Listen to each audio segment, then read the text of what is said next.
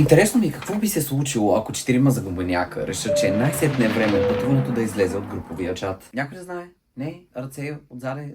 Смъкваш. Окей. Вижте какво. Няма да ви мъча. Аз и моите мацки можем много добре да ви дадем отговора. Въобще не е възможно да пинат, въобще не е възможно да хапнат, въобще не е възможно да изкачат прекалено много пари след това да карат на трици, като се върна в университета. Защото отидохме до Валенсия. Място, което супер много искахме да посетим. Дали ще го повторя? Ще ви кажа после. За монтажето, мой човек. Пускай им кадрите. Майка! Как е настроението? Минахме security вече на летището. We are so back. Малко ни закъснява полета с един час. What was that? Емили, вие на какво сте?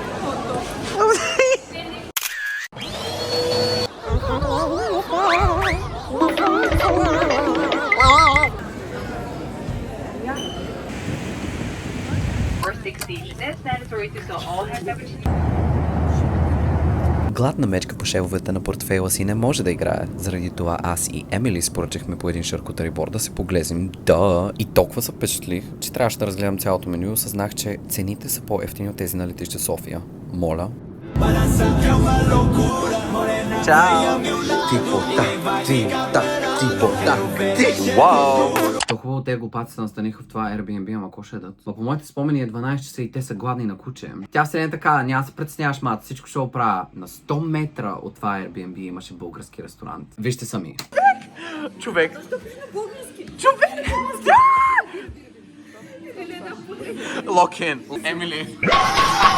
Кацаме във Валенсия и първото място, където отиваме за храна. Първо искам цвета на мушамата да видите. Второ, менюто е на български. Трето, Тодор Живков е на баша. И руски стандарт водка. Имаме ли връзка с теб сега? Аз ще ям мусака. Много ви благодарим. Хора. Айде, на здраве. Айде, чин-чин.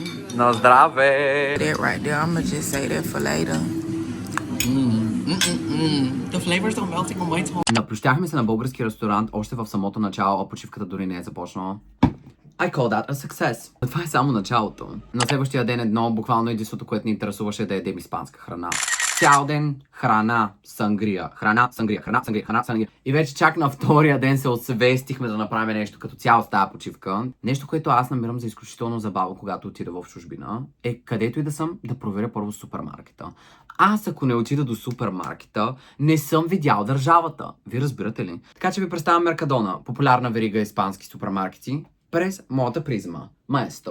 Нормалните хора, като отидат в чужбина, ходят по музеи, по галерии. Моята любима атракция е да отида в супермаркета. В момента се намирам в Испания и визивам с мен в Меркадона. Тук е много подредено, на мен спешно ми трябва четка за зъби. Айде на мръвките мила. За хората, които ще искат да сравняват цените с български супермаркети, 5,60 за 24 яйца. Kaufland, искате ли да ми кажете нещо? Защо вашите веранди не са по този начин? Не се бавай. Печено пиле! Вие не разбирате колко много обичам печено пиле. О май гад. Фантастика, може да им ядейка за погледнете за какво стана въпрос. Музиката, човек.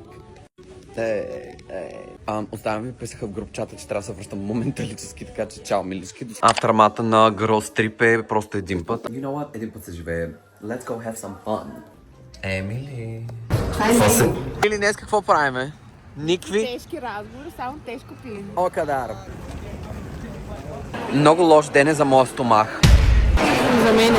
В момента сме на един много голям пазар в Валенсия. Уф, мезета, човек! Аз и моите приятелки сме от онези хора, които се ексайтват за храна. Вие обаче не разбирате аз колко обичам плодове. Просто погледнете, това е карикатура. Това е изящество. Черешите, Jesus. О, миличка, как ще я изтъпча тази диня. Ще успете да отидете за напреса. Бате, какво е това яйце? Jesus. Гладна съм. Какво да се яма? Това си ми бери, кое е това? Това е много добро. Ние си тръгваме. Ние хубаво си тръгнахме от храна и след това пак отидохме на храна. Отидохме да плющим такоси. Окей, нямаше как. Аз и мацките ми сме с малки портфели и големи стомаси. И какво правим в такъв случай в Испания? Такоси за 1 евро. Гледай какво става. Какво се поръча? Поръчах си тако сладило, тако алпастор За целия свят. Ох, кочо. Cheers! Cheers! Как е?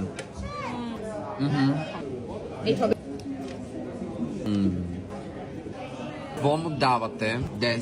200. Sweet treats. Vamanos. О, мила, имам нужда от прави, ще се чуем после. От толкова сплюскане някъде трябваше да се изхъбят тези калории, ви разбирате. Заради това може би отидохме на шопинг. Пускам. Те обуща. Jesus, take the fucking wheel. Jesus took the wheel and Вау! О, тези крачанца, тези копита. Почвам да нарабям. Хора, не е добре положението.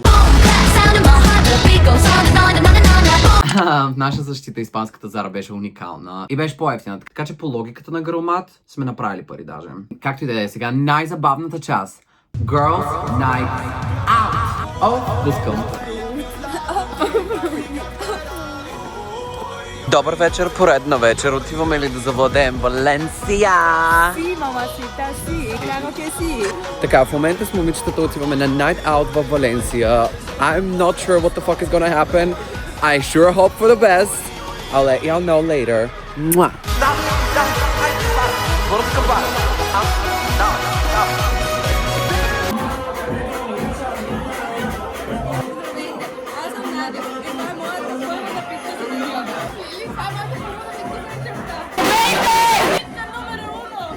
Емили, не падай. Емили, ела тука. Браво!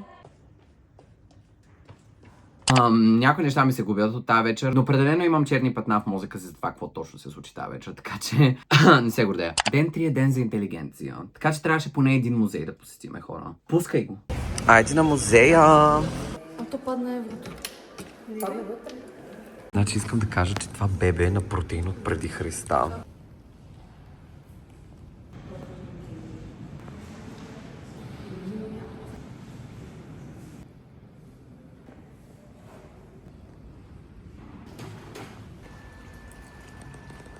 Да пушиш терея тука, брат. Една терея. Slopping down some pig shit with these fat fucks, and I'm the fattest of them all. На здраве от нашата маса за вашата маса.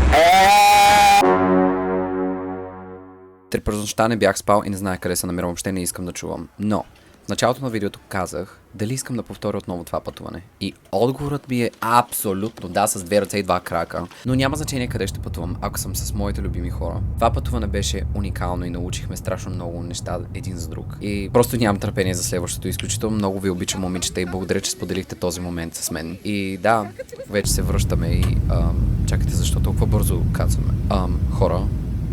Хора.